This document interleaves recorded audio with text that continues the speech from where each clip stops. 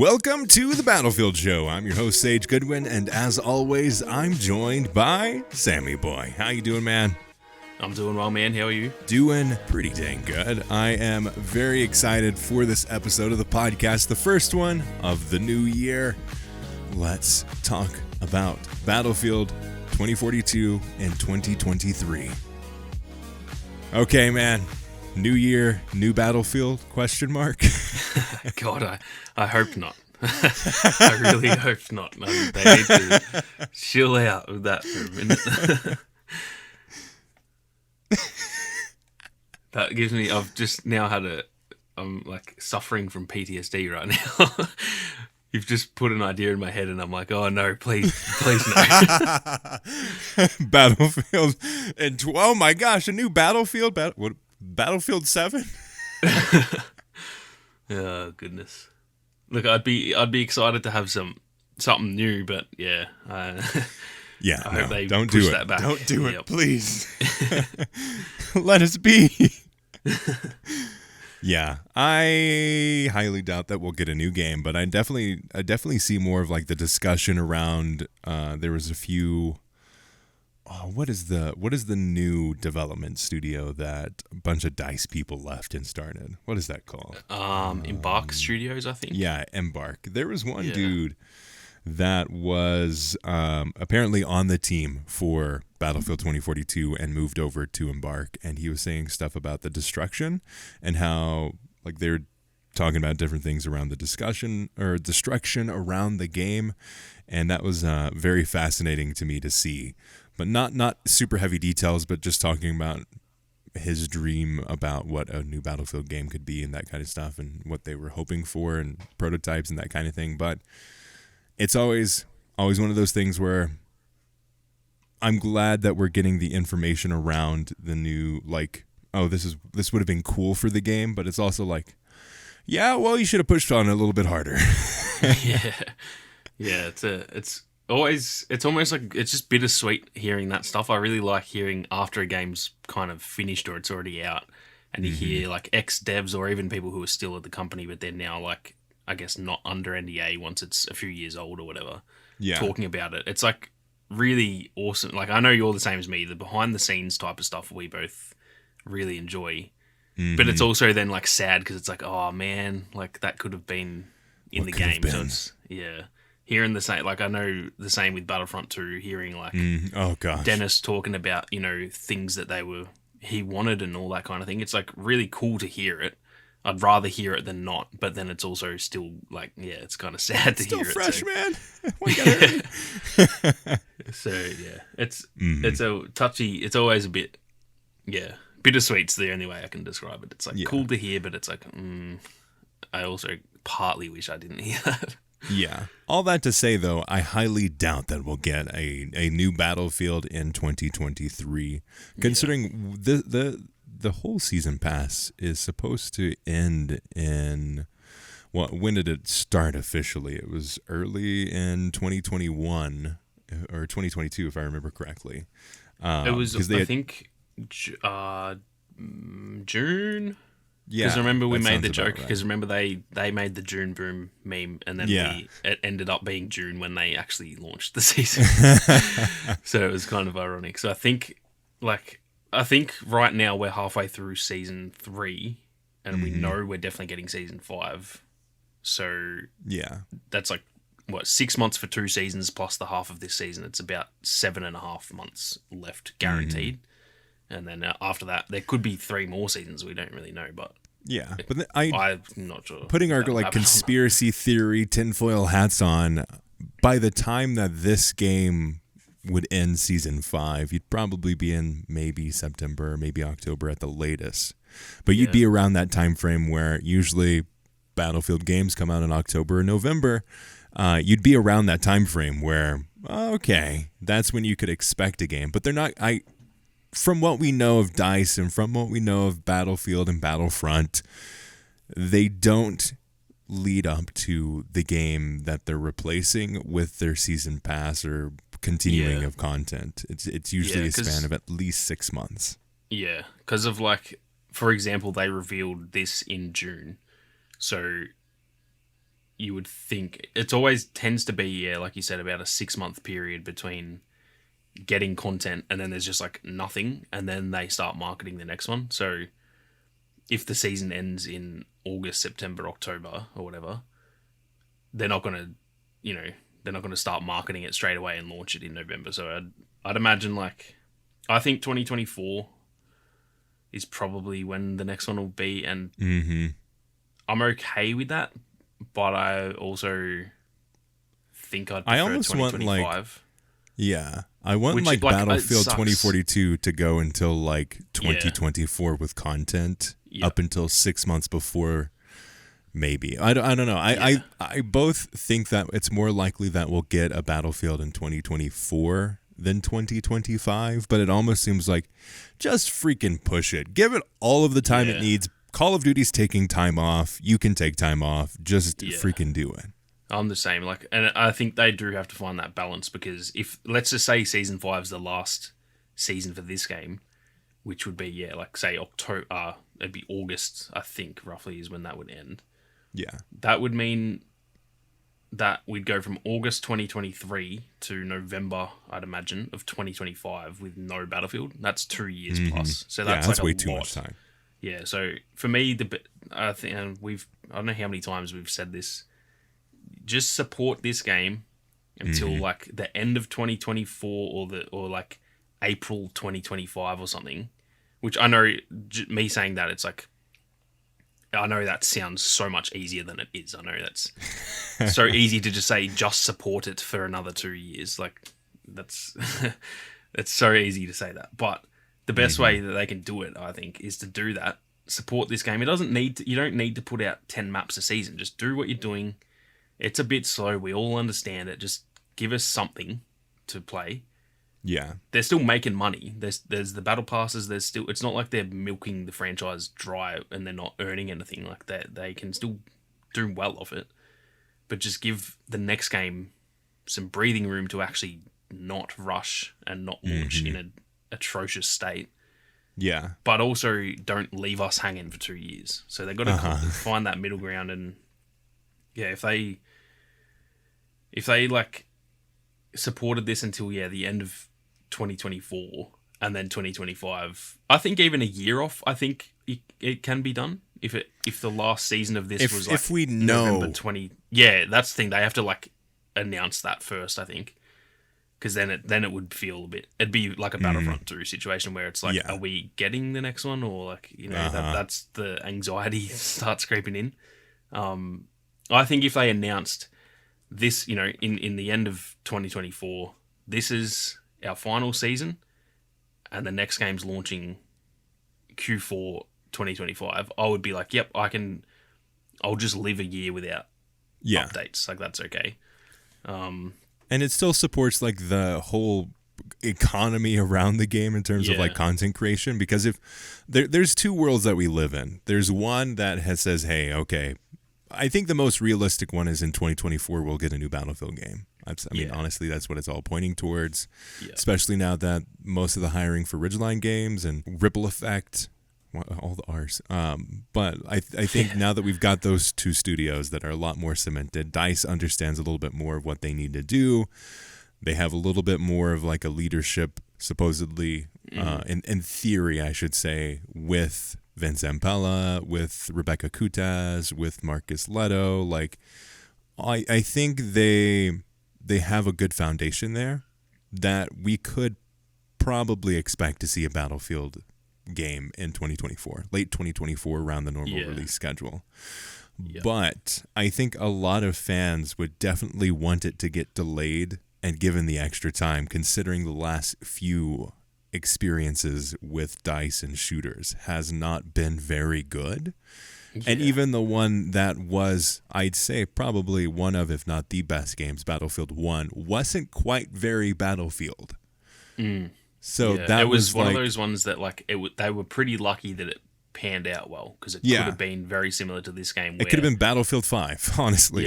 It had so much stuff that was different that really, if it was just a couple little differences, the community might have gone from, oh my god, this is amazing, to what the hell is this? This isn't Battlefield, because that's really what it was. It was very, very different. So they kind of got pretty lucky there. So really, the last 3 Battlefields have been nothing like Battlefield, and they do need to kind of correct that. Unless this is the path that they're choosing, which I don't think is the smartest option. But yeah, I think like you said, that I think it would just do them a world of good to just delay it, and they might not earn as much money initially and all that, whatever. But it's not just about money. They got to win back the fans. You don't have money without people buying it. So if you don't have a trusting player base, then you're also not going to make... do you think this game has been successful? Because I do not. Yeah. I don't think this game has been monetarily what they thought. Like, when the trailers were all popping and everything looked awesome, they were probably thinking, oh my God, we've done it, we're back. And we did it, boys. Yeah. So, I don't know. I feel like I've said this a million... Both of us have just said this so many times, but it's just, it really is just as simple as just, take the time to get it right and make your fans happy. If you do that, you will make money. It's just that simple. There's nothing else needs to be said. Yeah, and if they can do that and release a game in 2024, I think we'd all be very ecstatic about that. Yeah. But I think they either, one, have to release a game in 2024 and it has to be good, or two, they literally send out a press release because they legally have to please their board members that, hey, do not expect this amount of money. If we're talking board members, things of they're a publicly traded company, they have to announce things to their members and to their investors, blah blah blah, if they are making a drastic change. And delaying a Battlefield game for another year would be a drastic change. That's why we know about Call of Duty taking a year off, because that's huge. But if they either need to make a game in 2024 or they need to announce that it's going to come out in 2025 and support the game up until maybe 6 months, maybe a year, until before it comes out, because I think, one, they need that memory of Battlefield. They need to get that player feedback and experience, because we all know they need it. I mean, look at Battlefield 2042. Yeah. It is the thing where you can't just take 2 years off, because things do become irrelevant. In this day and age, with how quickly things change in this space is just unimaginable. I mean, if they took a year off between the whole point of I mean, they already have a pretty hefty life cycle, because they only have the studio that makes one Battlefield game that comes out every 3 years. But they only do that. But if they had an even longer break during the time frame of the battle royales, could you imagine the game that we would have gotten in between that time? It would have just been even more backwards.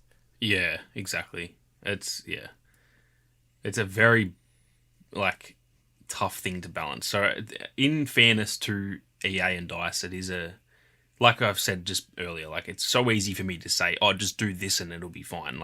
There's obviously a lot more moving parts than me, just some random guy saying, nah, dude, just do this and you'll make millions. If it was that simple, I'd be a millionaire, but I'm not. So, but yeah, I just think that in this situation, I think it is a bit more simple in that they just have to win their fans back. And they've done a good... With this game, they've really... Just like pretty much all the games, they do kind of win us back a little bit in the end. But... And then they stab us in the back. Yeah. It's always not quite enough that we're fully trusting. At the end of Battlefield 5, I was like, damn, that turned out to be pretty good. But I wasn't fully I trust this company again. It was a bit I'm optimistic and I want to trust them. That was kind of And then they mindset. totally ruined that trust by canceling. Exactly. Because they announced that, it's going to be a turning point and all this craziness that Battlefield 5 is really going to make a turnaround. And they said, all this content's going to be coming.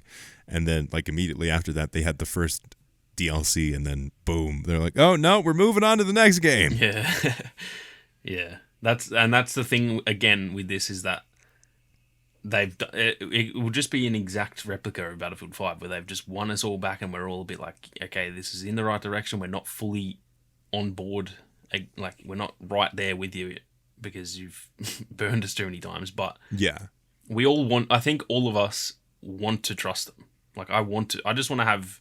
There's certain want a good companies game. out there. Yeah, there's certain companies that make games that I just entirely trust them, and I never am like, oh, but what if it sucks? There's like, say when Rockstar release like GTA games and Red Dead, I'm never like, oh, but what if it's gonna suck? Because I just kind of know it's not, because they've just done so well and they take like 7 years to make them. So yeah, exactly. There's certain companies that get instant money. I don't even need to see a trailer. If they release a Red Dead 3 trailer, I don't even need to watch it, and I'm pre-ordering If they it. release Dishwashing the Game by Rockstar Games, like, we're all gonna buy that. Yeah. So it's like that is the ultimate thing in this industry, is just having loyal fans, and their key thing right now isn't even about making the best game they can make. It's about making a game that we all just can appreciate and go, okay, like, thank you for listening to us, and just like, we've kind of given our feedback, and you've now, it might not be the best Battlefield game, but what you've given us in Battlefield 7 or whatever is what we kind of wanted. Thank you. And now we trust you a bit more, and if that live service is really good, then by the next one we might actually fully trust them again. But that's what they need to do, is they just need to focus on the fans, I think, and I think it's more important than ever to do that. Yeah. And there's two things there. There's one, you need to listen to the fan. You need to support the fans with Battlefield 2042. And you need to deliver a game that is not a heaping pile of garbage at launch. Yep. Yeah. It really is that simple. Just like, it's the basics of listen and make a good thing. Like, that should be the number one goal every time anyone releases, not even a game, just a movie, a book, or anything. When you and I release a video, I should be thinking, I hope that people like this video. I'm not going to release it and be like, I'm just going to chuck it out and just do this most low effort video ever, because I'm thinking, well, people aren't going to like that, are they? So it's not quite how it works. Especially if you want people to watch your video, because you can totally like crap out content, but if you want to succeed, you're going to have to put in the work and effort to make it good. You're going to have to do the trends that people want to see and pay attention to what people are watching or what people aren't watching, what people are clicking on. Like, and that's something from a YouTube channel. Like, that's something you need to be aware of from like something you can do in your parents' basement kind of thing. Exactly. Like, and that needs to carry over to this massive franchise that people are spending the next Battlefield game will probably be $70, because that's the new standard for video games. So it needs to offer $70 worth of value. And to do that, it needs to have what people expect with a multiplayer shooter, which is a robust live service experience, offering a good level of balance of cosmetics that you can earn and can buy, limited time only game modes, and continuous updates that aren't every 6 months. Especially, and they're also at launch. not trying to fix the issues that it had at launch. Add value to the game, not fix the things that you should have added value to in the first place. Yeah, because I think that's the DICE live services are so good when you think of where the game started, and imagine if it didn't start in that spot. Yeah, dude, 100%. I mean, that was look how far this game has come, and imagine if it launched as good as Battlefield 1. This would probably, like, I'll say this, or with just chest, as good as this game would be is the best now. Battlefield of all time if it launched. Yeah, even what it is now, if it launched in that state and had this quality of live service, it would be the best Battlefield by far, in my opinion.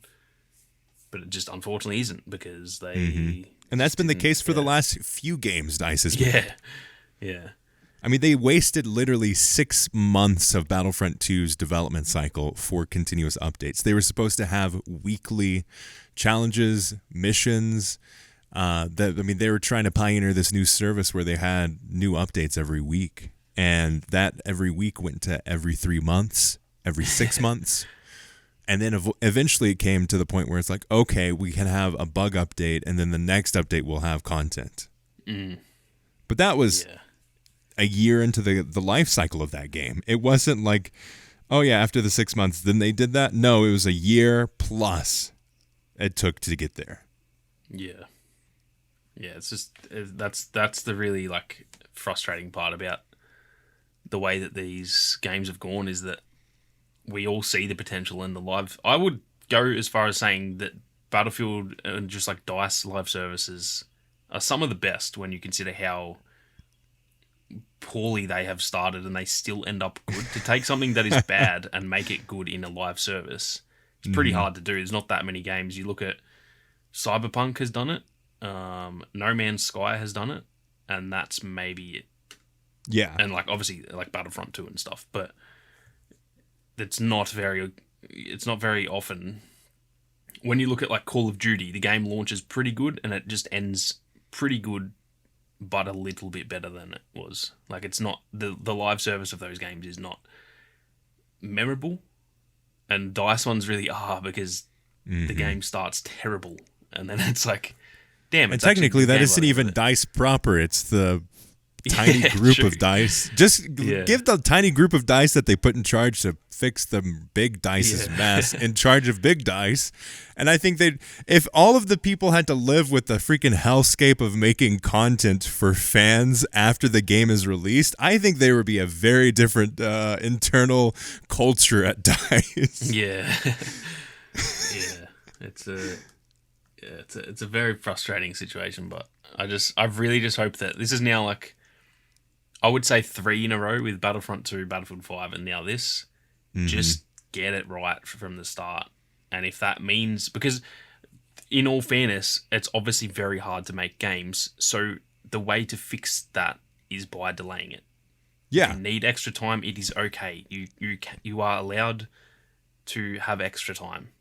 Like, just delay it, make it good. It doesn't need to be the best. It doesn't need to launch and day one we're like, this is the best game ever. It doesn't need to be that. That'd be nice, but it doesn't need that. Yeah. It'd be great, but just make it literally work and make it not like so that we're all going, oh my god, this is terrible. That's all. That is the basic requirement, to just play it day one and be like, damn, that's pretty good, and then from there build on it. It's not that big of, it's like they think it needs to be either perfect or it just needs, or they'll fix it afterwards. There's no in between. If someone comes into the freaking meeting room and they're like, guys, I found a way to reinvent Battlefield, kick them out now. That's like going into a tire shop and being like, I know you guys have made tires this way for the multiple generations, but guys, I found a good plan. We're going to use stainless steel wheels instead of rubber. It's going to be game changing. And it's like, yeah, that might work if you're a train, but not going to work if you need to be on the road, pal. Yeah. And that is the thing. I just think that they really do need to go back to basics, which I know a lot of people, like in, a lot of the higher ups and stuff might see that as going backwards, and it's like, nah, we need to be like progressive and we need to blow everyone's minds, and it needs to be the biggest thing of all time. It just doesn't. Just make a good game. It's pretty simple. Just like go back to what made the old games good, and even parts. Go back from and remake game. Battlefield 4, and then boom, you have a great foundation for the next 3 Battlefield games. Literally, that's what they should do, is go back to those games. And I don't want a remake, but like build your game. If that's what it takes. Almost like it is being Battlefield 4. Yeah. But then just slightly pivot it in terms of like the setting and the actual content and stuff. But like go back to that type of Battlefield and chuck in a couple things like the Plus system and the Behemoth system, chuck in some things like that. Because if it's just that's why for me I don't really want like remakes of games, because I've already played it. So you want something different. Yeah. But don't change the whole thing to be different. Change, just like put in the Plus system, things like that. That's just a tiny little change. Stuff like the call-in system, those little elements. It's more like the little mechanics that are added are what makes the games better, not we're going to delete the whole class system and just do something different, because that is not a slight mechanic change. That is essentially the DNA of your franchise being deleted and something else being put in there. Mm-hmm. There was a video by, I think it was USA Specialist, talking about the downgrade in maps from Battlefield 4 to Battlefield 2042, and he just came up with there are some things that I disagree with kind of the direction that he went with, kind of his defense of these maps, because he was using Spearhead as a, like, oh, this is a terrible, like, this is what Battlefield maps have become, and it's like, if you're going to use map in Battlefield, don't use Spearhead, because that's legitimately a good map. Put that in Battlefield 4 and I would still think it's a great map. Exactly. But his ultimate point was Battlefield 4 had a focus on urban maps that had the classic, that is, I mean, it's still what people love about Battlefield, because, or just shooters in general, because it's tried and tested. Everyone really enjoys it, and it works, and it's good, but it's the 3-column design when it comes to multiplayer shooters, where you have like these 3 columns of action, and in between those you have places to either go inside buildings, hide in them, like, but it's very urban. Like, you have the urban maps of Battlefield 4 and Battlefield 3 and Battlefield Hardline, like all these different Battlefield games, and then all of a sudden, obviously this is why I love Battlefield 1, and it's still my favorite Battlefield game.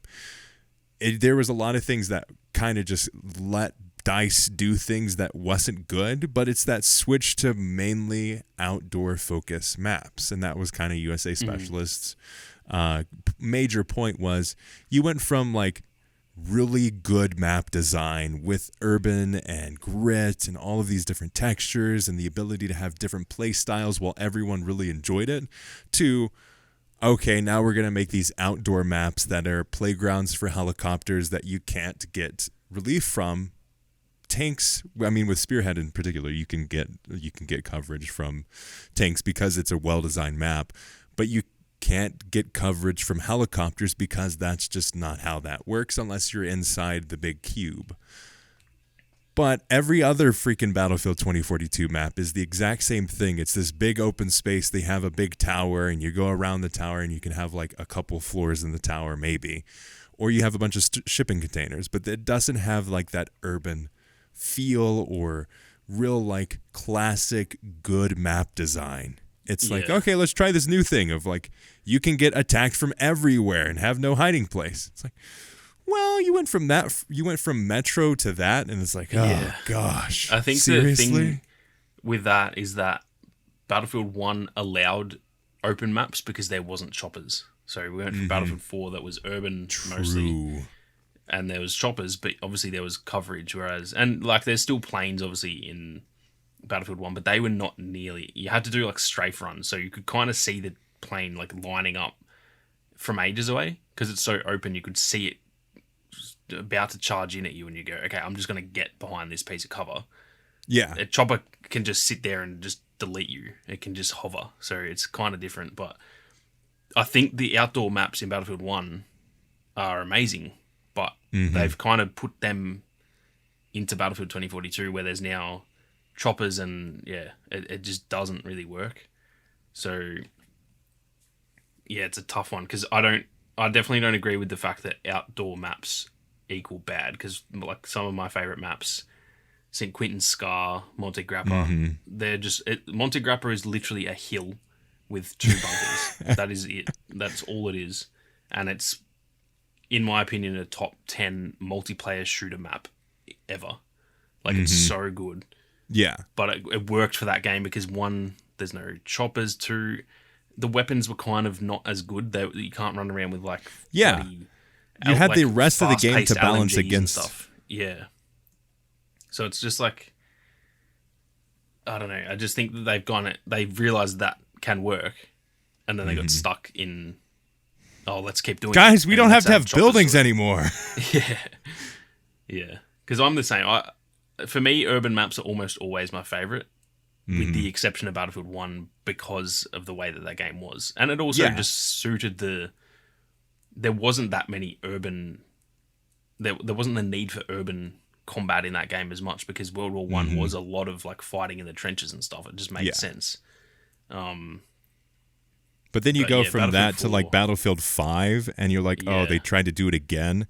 Yeah. But the only good maps in Battlefield 5, in my opinion, the ones I enjoyed playing the most were usually the urban maps because that's like peak World War II. You're in the urban, like you're around these massive like buildings, these landmarks that are getting attacked and targeted. Like that's what I think of when I think of like the draw to World War II games. Yeah. Is fighting in Russia, in the cities, and fighting in Berlin, and like. Nope, here's a field, buddy. Have fun. Yeah, that's the exact same way that I feel. It's like, I just think that they struck gold with Battlefield 1, and then they just thought, oh, well, that works, so let's do it again. But the things around those maps didn't work. The combat, the vehicles, like now in Battlefield 2042 with choppers and stuff, it just doesn't work. So they do need to go back to some sort of I think Spearhead is a good example that you can, and even Exposure, that's not an urban map, but it's just got enough cover that you can. There's the indoor area that it's like, okay, I'm sick of getting killed by choppers, I'm just going to go down there and there's no vehicles there. Like, so you can do it. It's just that I think it's just much easier to do in an urban map. It's just so much. It doesn't. You don't have to have that landslide with a bunker in the middle, and like that's a pretty obscure storytelling element of that map. You can't do that on every map. Like, it just doesn't make sense.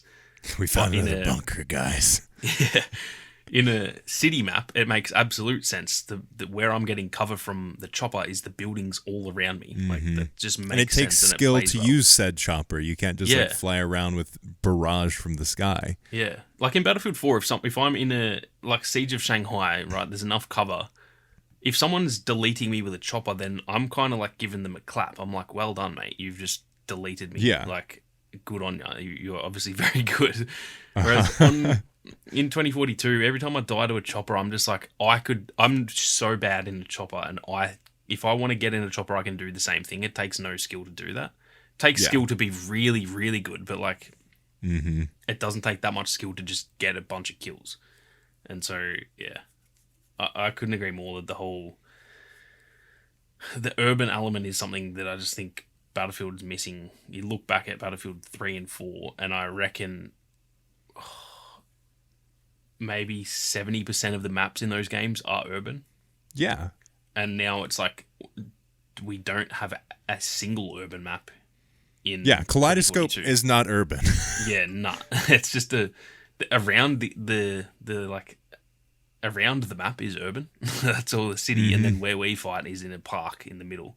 It's like saying that Central Park is urban. Guys, we're in New York City. Yeah.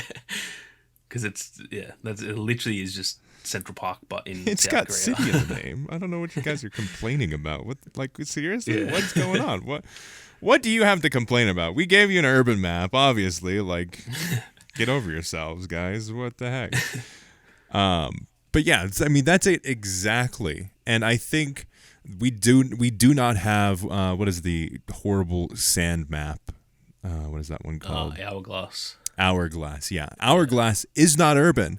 There are like 7 skyscrapers, but it's still not urban. Like, that is not what I would consider an urban map. An urban map, something like Battlefield of the like outside of Battlefield 5 Metro, like all of that kind of stuff, as well as Army like in Siege of Shanghai. That's what I think of. Yes. Just literally in a city, there's the longest line of sight is like that train track in the middle.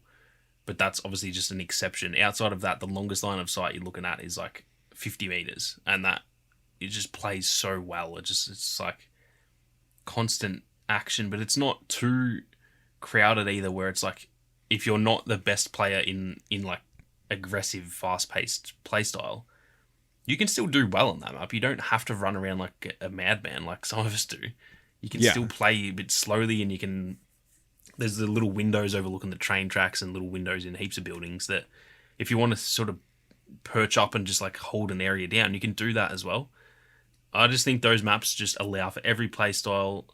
Tanks can dominate on those maps, but also if you come close to me with C4, on that map, you're getting blown up. So there's a bit of balance there. Like if Yeah. I see a tank down the street, it's probably going to kill me. But if I hide and then it gets close to me, I'm going to kill it. There's just perfect balance in those types of maps where, And unlike in the open maps, that just can't happen. Yeah, like if you're in a nature open field, you will be able to see the tank, but there will not be anyone around you. In an urban map, there will be people around you that can help take out a plane, a tank, a helicopter, whatever you want to call them, like a vehicle of any sort. You're going to have someone around that's going to be able to help you take that thing down. Yeah. And the other thing with urban maps too is that the whole thing doesn't need to be urban either. Like you can have the city in the middle and just still have the outskirts that's like open, and it's just, say like on Hourglass, if the actual city part was the map and then like it's kind of surrounded by desert and there's still a big open playing field for tanks and all that still works. But if you don't have the urban element, that doesn't work, because if it's just all open, that's just no one likes that. I don't think anyone just wants an open map. Yeah. So for me, the urban element or the close quarters element is the number one priority, and you can still add. It's not like the whole thing needs to be close quarters. Whereas you can't do it. You can't, in my opinion, you can't do it the other way. You can't have only open, because that just does not work. So yeah, I don't know how they go. I think, like we were saying, I think Battlefield 1 maybe just gave them a false sense of security with that, and they're like, oh, that worked, so let's just do it again. But I think they do need to. And I saw Marcus Leto, this was a while back now, but he was asking, like, what do you like about maps? What makes a good map? I hope that he gets that feedback and really listens to all of the comments were urban city maps. Yeah, literally everything I saw was like, we need like city maps. And what was funny is he acted surprised. It's like, oh, really? It's like, yeah. Have you ever played a game before? Like, let's see. Let's just say, do you want to live in a city or a desert? I don't know. What about you? And like, it doesn't even need to be a city. Like, to put it in a forest and there's a bunch of trees around or something. Yeah, something. I need to have the ability to have some close quarters moments. Doesn't all need to be close quarters, but just, I think, like I said, I think you need close quarters elements for it to be fun. You don't need long lines of sight. They definitely help, but they aren't required, I don't think. Because look at Call of Duty. That game is the biggest shooter of all time. It does not have big maps. It has close quarters maps. So obviously something works about running around and turning a corner and there's an enemy there and you kind of go, oh, what the hell? And you start shooting at each other and it's chaos. And that is why that franchise is doing so well. With Battlefield, they had that in the past. Yeah, and they don't even have that offering. It's not like, oh, they only have like a couple maps. No, it's like there aren't any of those maps in the game.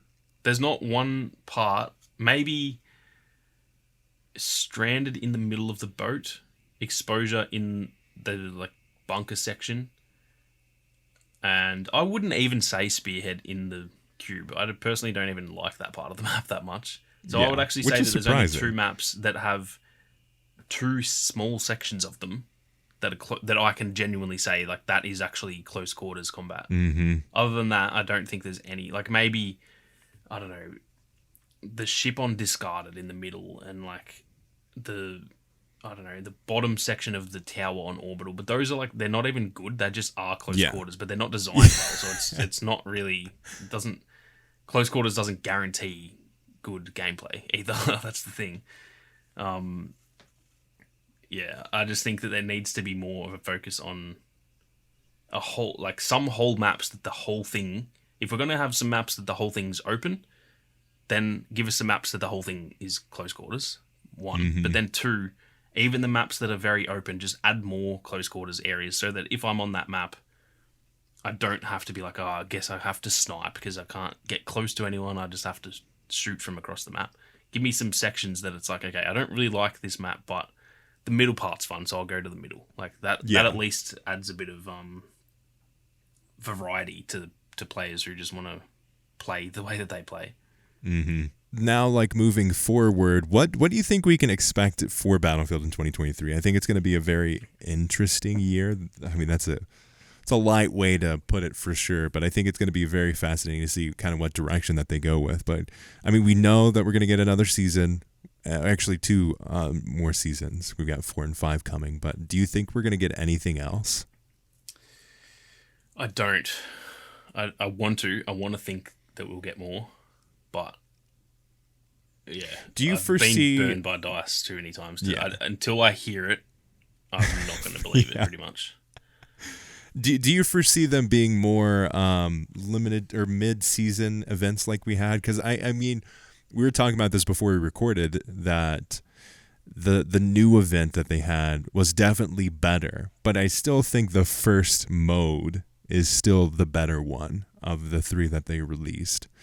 And I don't know if they're, I mean, from what I saw in the Discord, there was a lot of like back and forth of like, yeah, I really enjoyed the first one. The second one sucked because it didn't really work very well. And the third one was pretty good, but it still didn't offer enough content for me. And I saw a Yepper was saying that he spent way too much time on, it felt like he spent too much time on Spearhead. And I don't know how that's possible or how he's still in our Discord, but hey. Someone ban that man right now. He's touting the line, man. Yeah, I'm curious about the mid-season stuff. I think I like it. I like that it gives it gives me a reason to be like, oh, okay, the new mode's out at the moment. I'm going to jump on and just try it. And even if it's not good, even then it still is enticing me to play. Whereas without that, there's a lot of times really that in this game, as much as I enjoy it, I kind of just play when the updates come out and then I slowly just stop playing for a bit. And then the next update comes out and then, so it's kind of like update drops, play it like crazy for a week, the next week a little bit less, and then maybe the 2 weeks between then and the next update, I pretty much just don't even play it, maybe like 1 session. Yeah. The mid-season events really do just like give the game a bit more purpose, because obviously the content that we're getting, the content's good, but it's like, it is still a little bit slow. So I hope that they do more, but yeah, I'm not sure. I guess they will. I guess there's no reason that they won't.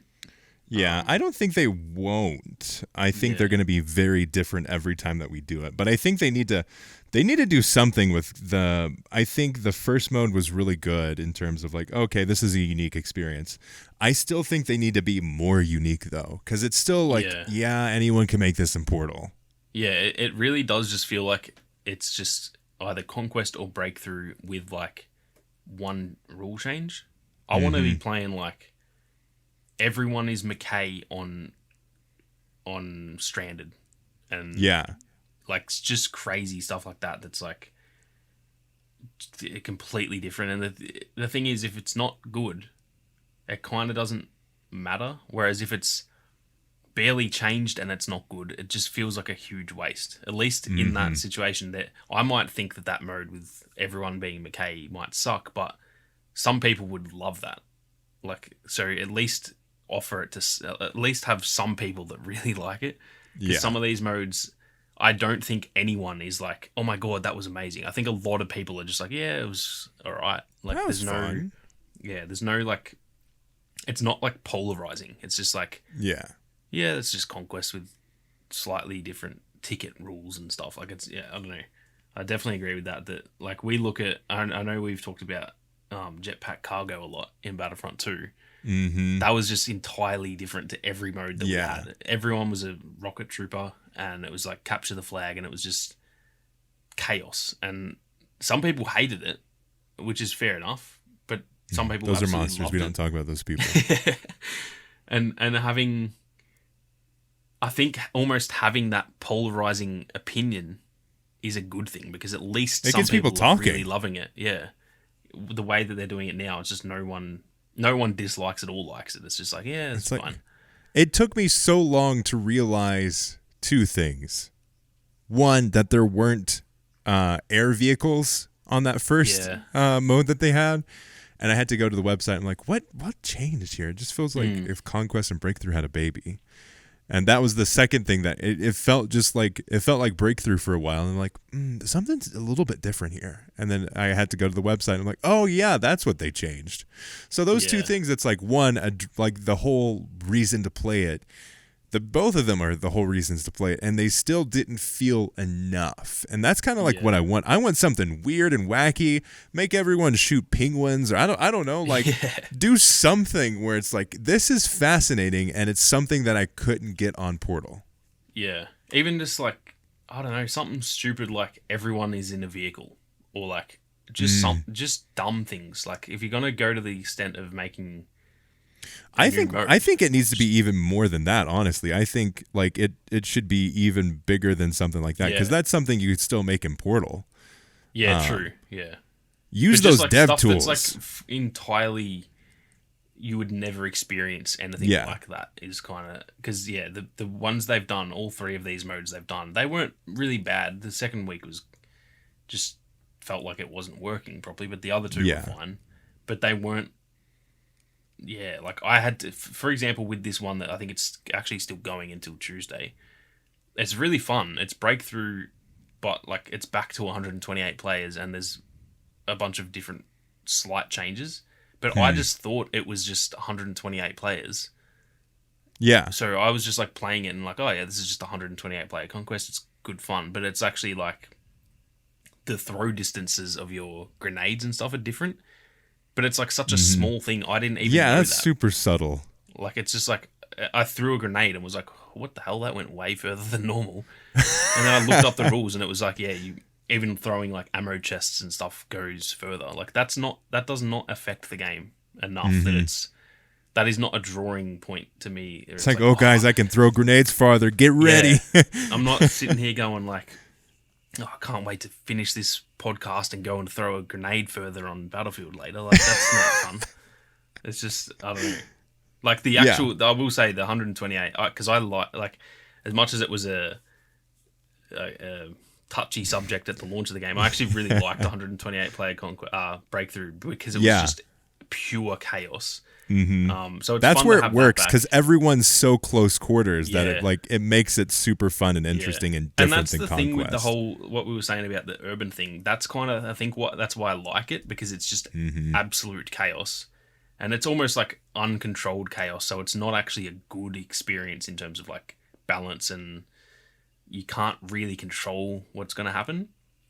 So it's not really like an objectively good experience, but it's just like, it's just fun, and that's kind of what I like about it. But yeah, the whole like throwing distance being different, and I think that's the thing, there's other rules that I still don't know what the difference is, and it shouldn't be like that. It should be when you load into the game, you're like, whoa, this is mental, like what's going, this is crazy, all these different changes, and it just, they're not like that. So if they do continue to, do more stuff, I just hope that they go a bit crazy with it. And I just think if they go really crazy with something and it sucks anyway, then kind of like, who cares, because at least they've tried something wacky.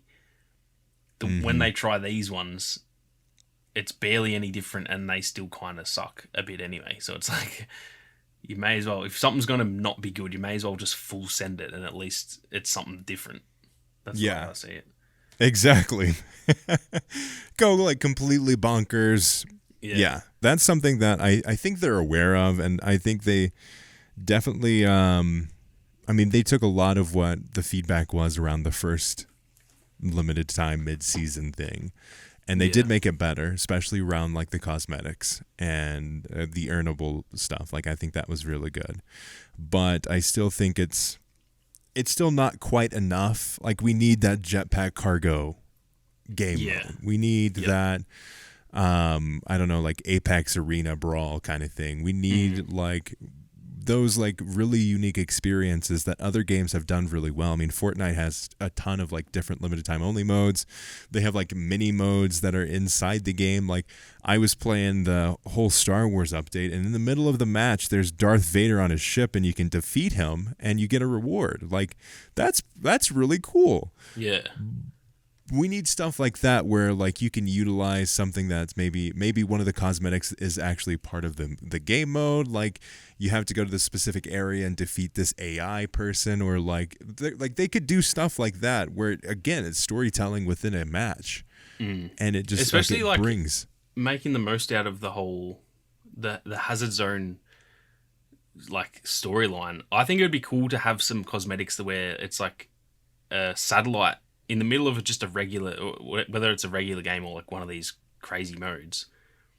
At one point in the map, there's just a satellite that just crashes into the map, and it's like if the first team to get to that gets a free skin, like something like that. Just do, I don't know, give there a reason to actually be excited, because that to me, even if the mode sucked a bit, imagine that like everyone sees this satellite crashing into the map and everyone sends on it. That to me is like a memorable thing that I would be like, damn, you remember that mode where halfway through the game everyone just sprinted towards the same spot and it was just chaos, like something like that. I just think, just do some weird things like that is not conventional. That isn't something, if they did that in every Conquest match, that would be a bit weird, but it doesn't matter when it's limited. If it's just for a week, who actually cares? If it doesn't pay off, then it does. I don't think people get mad when you try something really wacky and it doesn't pay off. Like it just doesn't matter. For me, it actually matters more when you kind of don't try something and it still sucks. That just feels like a huge waste of time to me. It'd be cool. I mean, they could totally have like a futuristic DJ guy have a concert in the middle of the match kind of thing. Like you need to have those moments where you bring people that otherwise wouldn't play the game into your game, like stuff that keeps the community around. I mean, during the holiday season, I really enjoyed the first game mode, and it was like, man, this is really fun. I played a crap ton of it, like had a really good time with it. And when the second one came around, I'm like, oh, it's okay. Like I was super busy. But usually, like, even if I'm super busy, like, if there's a game I really want to play, I'll cut some time around for it. But I'm not like, I'm going to, like, sneak into my room and play some Battlefield real quick just so I can, like, scratch that itch. No, that wasn't a part of my experience with the mid-season updates. And I mean, we were both super excited around the first one. It just, like, flopped we were entirely. way too excited. But, like, that... They kind of had the right idea with those ones, making it really small scale. At least that was a unique enough thing. For example, like off the top of my head, I can already think of one that I feel like would be better than all the ones they've done. And maybe it wouldn't, I don't know. But put it in Stranded. You can only be inside the ship or just the very outside section, so you can have at least somewhere to flank. And make capture the flag on the inside of that, with like 16 players on each team. That would be so much chaos, and it's like a head-to-head battle. You've got to try and get their flag and bring it back to your flag. Like that would be, I personally think, obviously until we played it we wouldn't know, but I personally think that would be way more enjoyable than anything they've done so far, because it's so unique. We don't have anything like that in the game currently, and it's a proven mode. Like bring back some of the, capture the flag and like King of the Hill and those type of modes from all old shooters. That'd be so fun. They are proven. They clearly are popular because they worked back in the day. So like you don't have to make your whole own mode. Like just bring back something. Yeah, capture the flag is not it's not like DICE has just made that up. It's a age-old thing. It's even before video games. That was a game to capture the flag at school and stuff. But it's like, put that in the game, make it chaotic, and I just feel those type of modes are what I think would really do well. And especially when they're smaller scale, or maybe like, to be honest, smaller scale or larger scale. I think keeping it 64 players is actually a bad thing in most cases in these limited modes. If you make it 16v16, that feels very, very different. As long as it's obviously balanced, because even the first two events they did, there was one that was 8 versus 8, wasn't it? Yeah. It was 8 versus 8, and then it was 16v16. Yeah, so even that wasn't enjoyable for me because the maps aren't designed around that. But it did feel cool that it was like, it at least felt very different, and I think that's a good thing. And that's why both of us said, like, I didn't really like it, but I wasn't mad that they tried. I was like, yeah, look, it just didn't work. Like, they tried and it didn't work. But Yeah. I think I'd prefer that than, even though these three that they've just done have actually been objectively better modes in terms of like balance and enjoyability. They're not as memorable. I don't even know the rules of the first week. I can't even remember what it was. So Yeah. it's like, yeah, I just think they definitely need to just send it. It's a goofy little limited time mode. There's no way that it can pan out badly. If it doesn't work, it doesn't work. No one's going to be angry 6 months later. Like, no one. Yeah, exactly. No one cares. But if you don't send it, then it just feels. It kind of just feels like it's been a bit half-assed. Is my kind of perspective on it. Yeah, 100%. I think just go all out, do something different, constrict it to. I think if the first like mid-season event was set something like you were mentioning, like have it be in that central ship or the ship in Stranded. Like I think that would have brought everyone much closer together, and that's just a better environment for small scale attacks. Like even you could even bring it down to like a sliver of that ship and have like the spawns on one side and the spawns on the other side, but have it adapt again, obviously, because that was the big problem with the freaking first one was spawn camping. Like people would get that was because of the maps. Like I think if they need to be aware of it, but I think they had the right idea of going smaller because that I think that just it made it feel much more different. Yeah, 100%. I think that was the one part that it got us both hyped. We were both way too excited for it because it was like, for example, with these ones that they've announced, I was never like, oh my God, that sounds so sick. Yeah. Whereas with those ones, even though I was more excited that we'd spend more time on Spearhead. Yeah, true.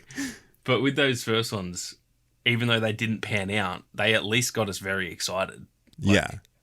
And even if that's kind of the point. I feel like I've just repeated myself because I'm rambling, but that's kind of the point I'm getting at, is that I would rather feel really excited for something and then it's just not that good than not feel excited for something and it still isn't good anyway. At least I had a bit of hype for it, you know what I mean? Yeah.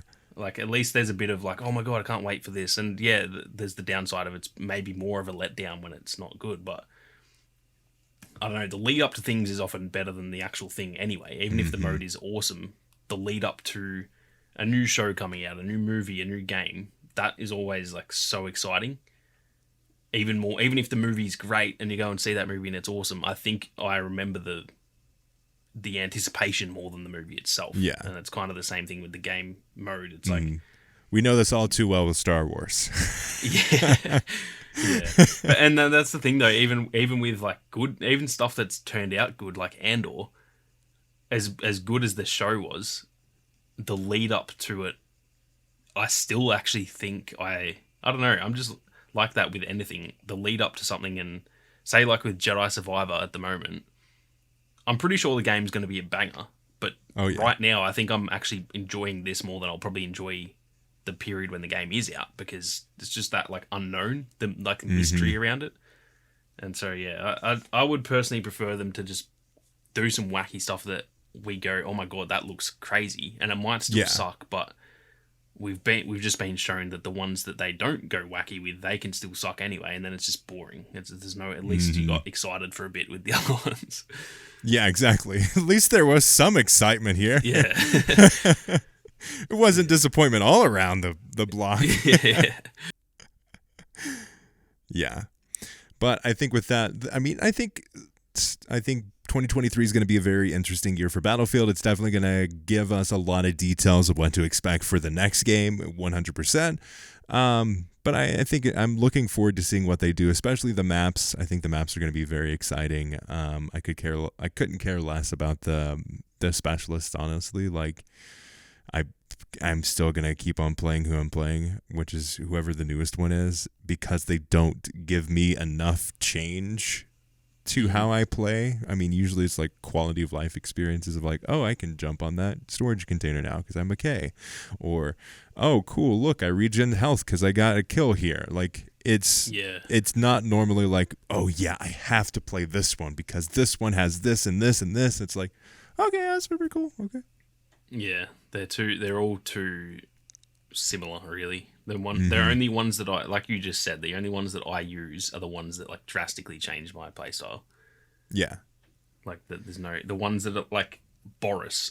He's just boring. Like I'm not gonna just put a turret down and then be like. Oh I my think God. I've only played him once. Yeah, like that. There's just no different to anything else. It's just like me playing as a regular trooper and then just having a rocket launcher that doesn't feel any different.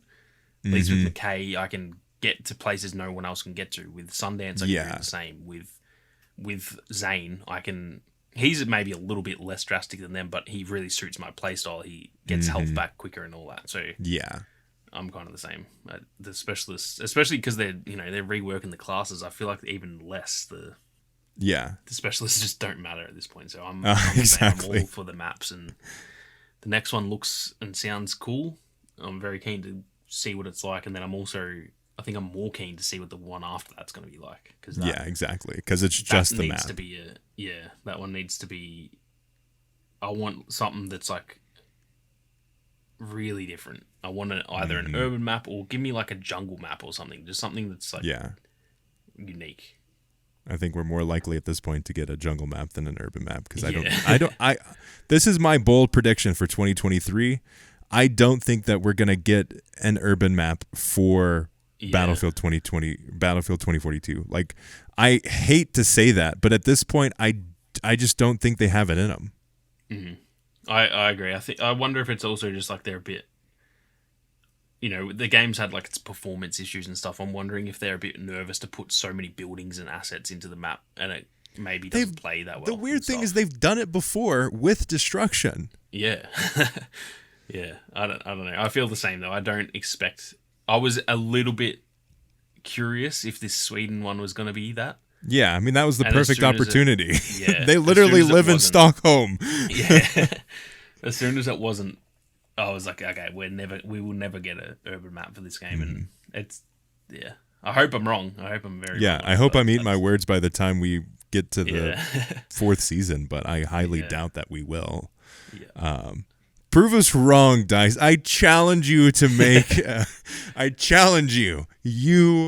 Whoever's listening to this that is at Dice, I challenge you to make a good urban map in the city. Have buildings close. Have clutter. Have like shops and stuff that the doors are open. Yeah. Challenge you. I don't think you can do it. How's that? They just need someone to challenge them. Yeah. They need that bit of competitive edge. Where they go, oh no, okay, this guy, he doesn't think we can do it. Let's do it, and then they'll hopefully change their tone on their developer update. There's like, oh, so why did you go with this specific map? It's because Sage on the Battlefield show just said we couldn't do it. I know. So here we go. It's excellent. But with that, thank you all so much for listening to this episode of the Battlefield Show. Thanks for joining us in 2022. We're looking forward to continuing the fun in 2023. Let us know what you think is going to happen in 2023 and all the fun details. Thank you once again for sticking with us. And if you have some Battlefield buddies, feel free to share the podcast with them as you game and all that fun stuff. Helps us out a ton. Leave us a review or a rating on Spotify. That is a great free way to support the show, and honestly, it helps us out an absolute ton. Really appreciate that. As always, thank you, Ethan Clark, for the beautiful thumbnail. All of you for listening once again, and we'll see you on the battlefield.